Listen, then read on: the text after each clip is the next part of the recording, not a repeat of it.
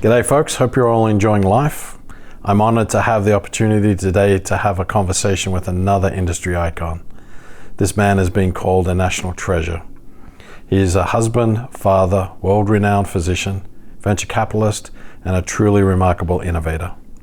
He invented and commercialized the first over-the-wire balloon catheter used for PTCA, helping create the field of interventional cardiology as it's known today. He's founded remarkably successful and impactful companies like ACS, DVI, CVIS, Perclose, LuMend, Fox Hollow, and now Avenger.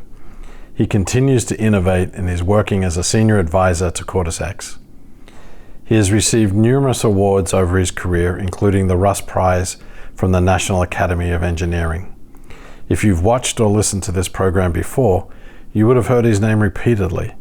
He has had a truly significant impact on our field, not only in the technologies and therapies he has enabled, but I believe more importantly in the people he has developed and inspired.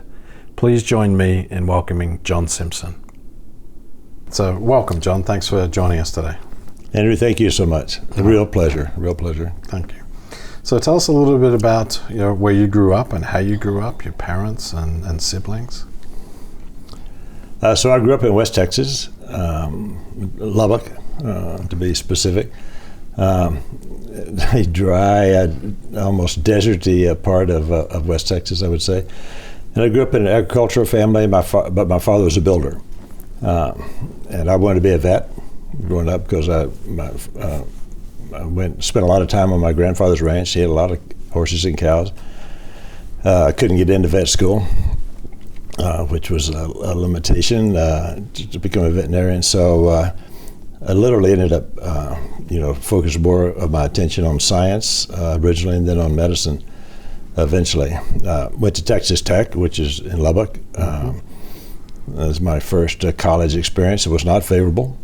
I'm not saying that I flunked out at Texas Tech. I did not flunk out. But just before I got my letter saying I was academically ineligible, I transferred to Ohio State. And became a more serious student at Ohio State.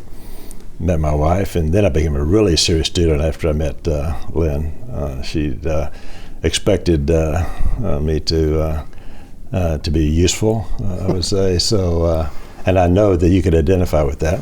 Absolutely. So tell me more about the relationship with Lynn and the influence she had on you. Well, I mean, I think everybody.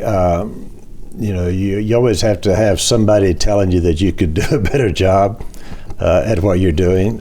She's reviewed 1 million angiograms, which she says are really actually kind of boring for her now. But very special person, really, I'd say a motivator, not in a harsh way, but very, very supportive for the most part, except when it's too late at the hospital. But it's a magical person because we were married and I was still an undergrad at Ohio State. So she endured that, plus 4 years of graduate school, then effectively 4 years of medical school, and then 3 years of internship, residency, and fellowship. So from the time she married me, I think it was 13 years before I had a job. So that she endured all that. So it takes a special person to do that. She's really special. So there's a couple of things. There was a lot of travel in there, right? So I've got here the undergraduate degree at Ohio State, your master's in biomedical science, a PhD in biomedical science from the University of Texas, then to your MD at Duke, and then your your fellowship in interventional cardiology out here at Stanford. At Stanford, yeah. So that's a lot of moving.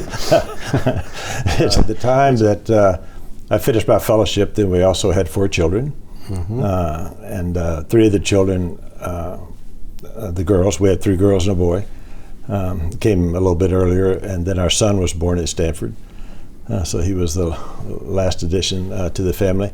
But traveled a lot, moved a lot of different places, made a ton of new friends, and my wife is really good at that. It's just sort of the difference in our personalities. So that really helped me a ton all along the way. She would be always there to kind of provide I don't know, cover for me. So if I wasn't talking, then she was, kind of thing. So good partnership, right? A really good partnership. You've worked a lot. You've worked hard, very persistent at what you do. How did you balance that, what we would now call the work-life balance? Yeah. So I have to be honest with you, I'm not sure I did a great job at balancing all of that. You could ask my wife, ask Lynn, and she would probably argue that maybe it wasn't perfect along the way. I think, though, that the balance has to come from what the expectations are from Lynn and then the family and some of the reality too. I mean, I grew up in an era where medicine was a privileged position to be in at that time, and it still is. I always say it is a privilege, to be a physician. So a lot of responsibility with that, and I think moving around was one thing, but taking call and working on, maybe let's say new generation of medical devices, which meant a lot of effort, but also a lot of late night call, and the devices didn't always work. And patients were not always with great outcomes. So that added more to it. I say the challenge of it all. So it's so maybe that's my excuse for the balance. Maybe it was not perfect. You said something that would be good for folks, making sure that you meet expectations, right? I think if you have a mismatch in expectation of what you're going to be doing, that's when things become a bit of an issue. Mm-hmm. What led you to medicine? What led you to healthcare? So I think also I've always sort of found the science fascinating, and I went to graduate school in biomedical sciences. I really sort of had an emphasis on immunology, which is what ultimately led me to Stanford and to Shumway. Wanted to see if I could work with the program and the heart transplant program. That never actually worked out, but it was my interest at the time. And I went to graduate school, and that was my focus in graduate school. And then part of my immunology training involved a physician at Duke named Bernard Amos, who discovered some of the very first histocompatibility antigen man responsible for the major locus for transplant rejection. And he knew of some of my work that I was doing in graduate school, and so I think he helped me get into Duke. Not that I was not the most qualified student that they had ever seen. And so I think through his help, I can't say that I did all that on my own, for sure, and I had a lot of help. And then the medical experience was just fascinating for two reasons. One, because it was so different from graduate school, and I promise you, I think graduate school is a much more generates a lot more intellectual interest than medical school. In graduate school, I was always told, I remember this one of my professors saying, your job always, every day, is to improve the approximation to the truth. You will never get there, but every day you better be working on that, because that's what your job is. In medical school, your job is to do it exactly the way the professor tells you to do it, and not to ask so many questions. And I got in trouble, and not trouble is the wrong term, but there were a few conflicts where I would ask, why are we doing that? And the professor with the white coat would say, it's because that's what I said we're going to do. Yeah. And that didn't always particularly gel with me, so I don't know. Well, it worked, right? I think it probably set you up very well for where you ended up going. I think that was the advantage. Yeah. The advantage was, we can't do better than this? And that was, Dr. Thompson was his name. And said, every day you better be working to make it better. So. I can tell you, I heard a very similar comment to that just before Christmas from one Dr. Fogarty. Said the same thing. There's got to be a better way. Oh yeah. So it's interesting that both of you. I'm sorry, we're both looking over at Tom, who's sitting here watching us today. That seems to be a similar drive for both of you. There's got to be another way. Yeah. So anyway, we did not share that quote though with each other. So it's we came with that on our own. So it sounds like you and you pointed out that like the great iconic John Simpson needed help. Right, and that's I don't know if a lot of folks would appreciate that, but you said you needed a bit of help getting into med school. Was that right? Well, for sure. I mean, I think at Dr. Amos, not supportive application, it would not have happened. Just period. By that time, I'm going to say that I was a better student than I was at Texas Tech. Yeah, but you've been with Lynn for a while. Lynn had straightened me out a little bit, I'd say. But there is this whole concept that any of us do this on our own. There are probably some. That wasn't me. I mean, I think I was the beneficiary of a lot of good fortune. Dude, and I think that's what we want to acknowledge, right? Oh my gosh. Very, very rare to do things alone. I got to ask, you told me this story. Actually, we were on stage doing a similar thing to this, and you told me a story about Jack Nicklaus. Oh. Would you tell us that story? This confirms how golf has been such an important part of my life. Right. So I had just graduated from Ohio State, and I married, and we have our first daughter is on the way. I need a job, and I don't know what I'm going to do. So I'm reading in the newspaper in Columbus that Ohio National Bank is offering a teller training program to the new graduates. See, if you want to become a bank teller, then you can go through this program. I thought, okay, good. And I got the job. And I'm early in my training as a teller. I'm working at the Ohio National Bank in Upper Arlington branch in Columbus, Ohio. And that you may know that is where Jack Nicklaus lives.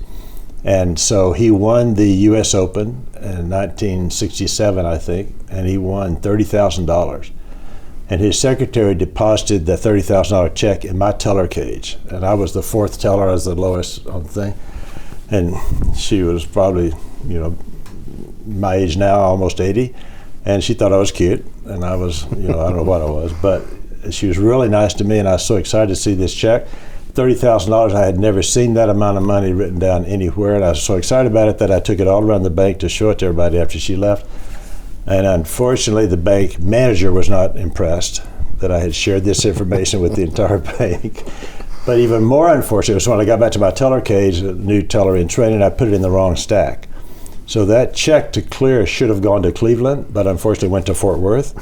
So it's lost for almost a month, and they wouldn't credit Jack's account. So he was disappointed. Then, after that all happened, then the bank manager told me, he said, John, I don't think you're really cut out to be a banker if you've lost this check, so maybe you should consider graduate school, which I did. And so then Jack writes me a letter years later and says, 30 years later, I heard that your action with my golfing career had a negative impact, and you got fired from your job, but I hope things worked out okay for you. Yeah, I think things worked out okay. Bad luck for the banking industry, good luck for our industry. That's good, thank you. He was right that I was not cut out to be a bank teller, though. Well, probably makes many of us. So if we look at go to the companies we founded that I went through in the intro, coronary and peripheral vascular disease are obviously a common element through many of those. Why is that important to you? I think that coronary artery disease was something that I was sort of attracted to. I'm not sure why necessarily at Stanford when I was first doing the cardiology fellowship.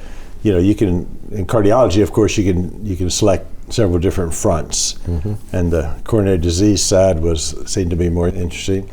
But the thing that for me that kind of sealed the deal was that I met Andreas Grunzig, and he came to Stanford to give a talk about this balloon angioplasty thing that he had developed. And I read the brochure, I read the announcement. And I may have already told you this, but as a cardiology fellow, you're always looking for a free lunch. And so they said, this is the fellow's luncheon today, and it's free. The sandwich is free. And so I went to the luncheon, and this guy's going to blow up a balloon in somebody's coronary artery. I thought, this can't be true. I want to go listen to it. So I listened to it, and I thought, whoa, this is fascinating stuff. But my wife, Lynn, picked me up from the lecture, and she said, what was that? And I said, I don't know. This guy talked about this angioplasty thing, and he's either going to revolutionize the treatment of coronary disease, or he's going to go to jail. And I'm thinking jail is the most likely. thing for him to address. And over time, and I ended up having a complication doing an angiogram a few months later, and thought if we'd had Grunzig's balloon, maybe we could have helped this patient. And it's the thing about, you asked me sort of why. I have no idea why, right? Yeah. But there's these series of different things that happen along the way that somehow end up, they work it out. And then eventually, after you become more involved in angioplasty, in that era, 3% of our patients had to have emergency surgery after their procedures. And so Dr. Fogarty provided me cover, if you will, and did a lot of the standby surgery for me. And again, it's like the Dr. Amos at Duke. Without him, I could have never have done it. Without Dr. Fogarty, we could have never done angioplasty at Sequoia Hospital. Never, ever would have happened. All these things just sort of come together, and then over time, this is what happens. I don't know. No, I think I think you saw me thinking just then. That's something that we try and spend a lot of time when we're talking to the college kids that come out here, that you can't really plan your future. What you just described is retrospectively looking back in hindsight and saying this was an important time point, this was an important time point. But I think when you're looking forward, it's not necessarily that way, right? And when you went to that lecture, right, and I'm sure you went there because it was interesting, but the free lunch didn't hurt. And I got a cookie too. That was important. Good. Most important. It was a brownie. I'm sorry, it was a brownie. that moment, right, triggered something off in you, and you saw something there, jail versus, helping a lot of folks. And you started to go down that path, right? Because you were given that opportunity. Or not given, you took that opportunity. Is that fair? So now that I would have to agree that I was there with 40 other people listening to this conference, 20 fellows that were in the same thing that I was in. And after it was over, we kind of talked about this. I said, I don't know, this could be really weird, or this could be really, really important. I would think I was the only one that everybody might have thought it, but I was the only one that did anything about it. So there's more to it than just thinking it, but I don't exactly know what it is about the experience, but I just felt like that, I could figure this out. And I think some of that came from my graduate education, maybe even more than from my medical education, because I kept asking why they did that. And there's a big disagreement about how angioplasty even worked in that era. And I did not agree with Grunzig on how it worked and how we could make it better. I tried to use Grunzig's catheter systems, and I said, we've got to be able to do better than this. So I think it's probably to somewhere, and Dr. Thompson telling me, you've got to make it better. Somehow maybe that plays into it. I think that leads into the next one, which was the evolution of the company that subsequently became ACS, right? Was you saying, this is good, but it's not good enough. And instead of just bitching, hey, this could be better, you actually went and did something about it. Can you explain that bit and why?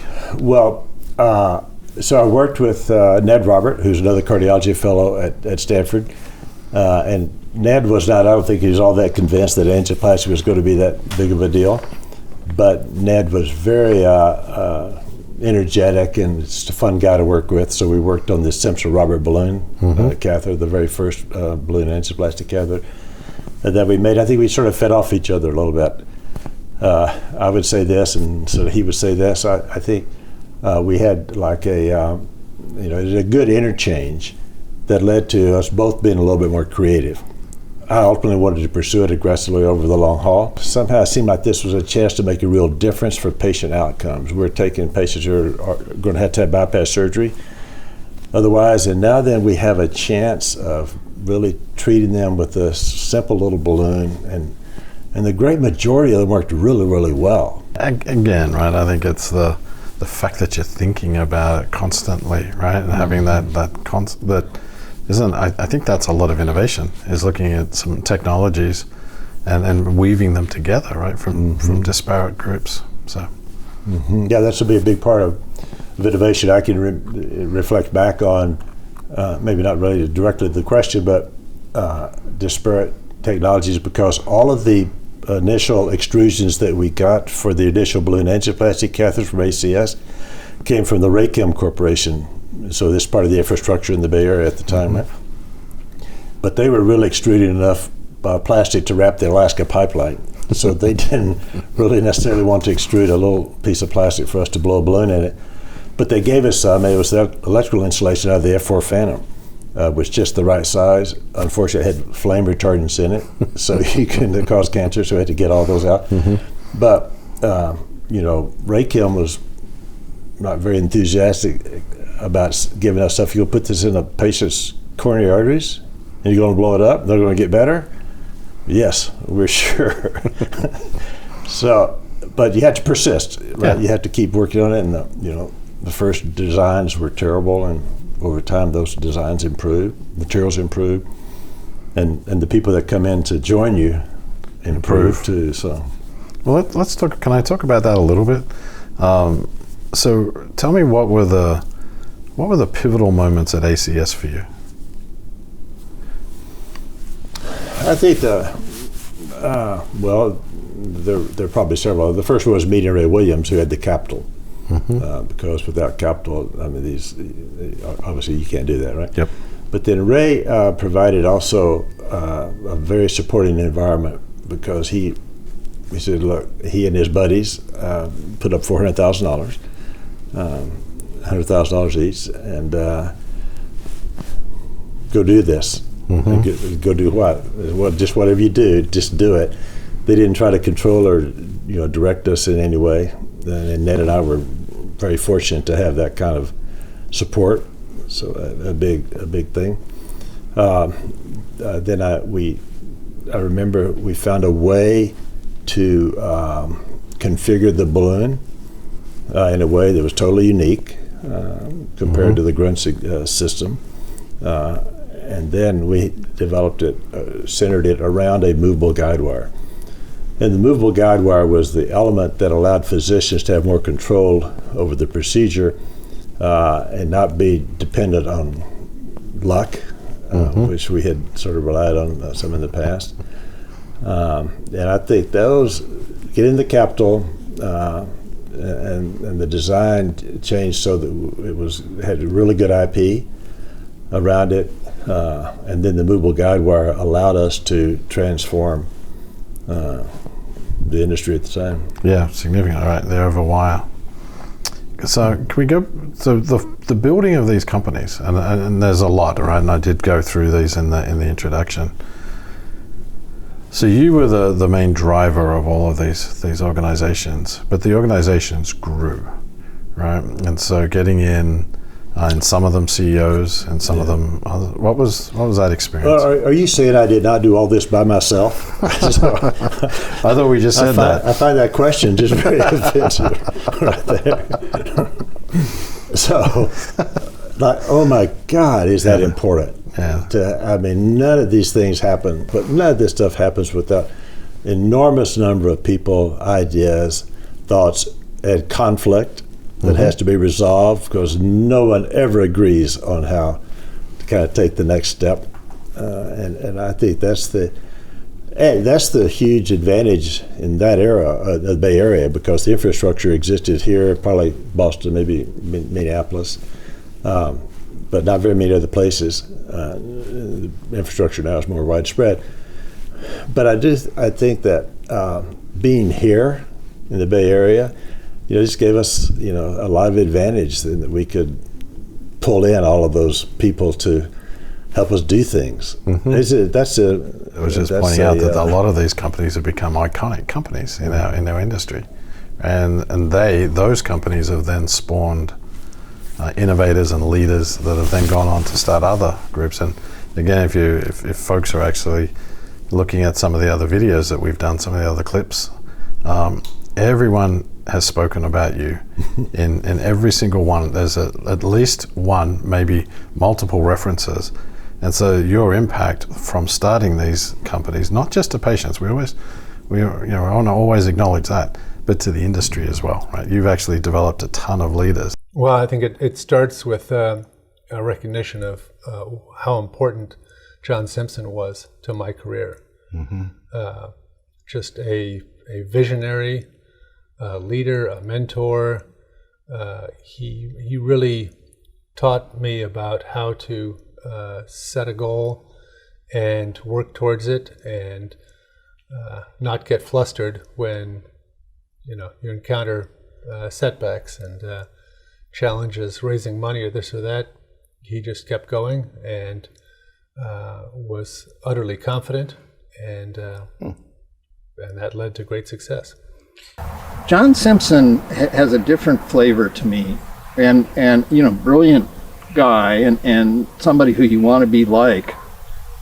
But his, I thought, special characteristic was just his determination. That guy has such persistence and such, he does not stop. And I admire that tremendously and wanted to be like that. And he's exceptional in his belief that, and John Simpson has this too, that if you give people the skill set they need, they can accomplish pretty much anything. So I do want to circle back to peripheral artery disease, because that's been a constant theme for a while. Why is that important to you? So this is absolutely a true feeling. I tell everybody that you can fix somebody's heart. They say, thanks, doc, my engine's gone away, you want to have a beer?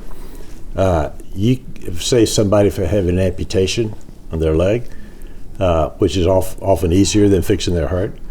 And now then you have forever altered their whole life experience in a way that is different than fixing somebody's chest pain. Because the stigmata, who knows if you have, 5 stents or 3, who knows any of that? You don't have a leg, everybody knows it. And there's this stigmata that's associated with that. And early in my experience, I'd had some really favorable outcomes doing things in patients' legs. And had an impact on you. And it had a big impact, yeah. I've got,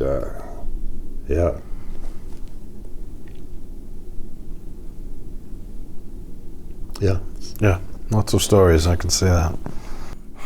Well, I hope you enjoyed that as much as I did. I hope you discovered some new dimensions of this remarkable, multi-talented person. But there's so much more to uncover about Dr. John Simpson. Make sure you subscribe to MedTech Trailblazers to learn more about him in the second episode of this series. Thank you.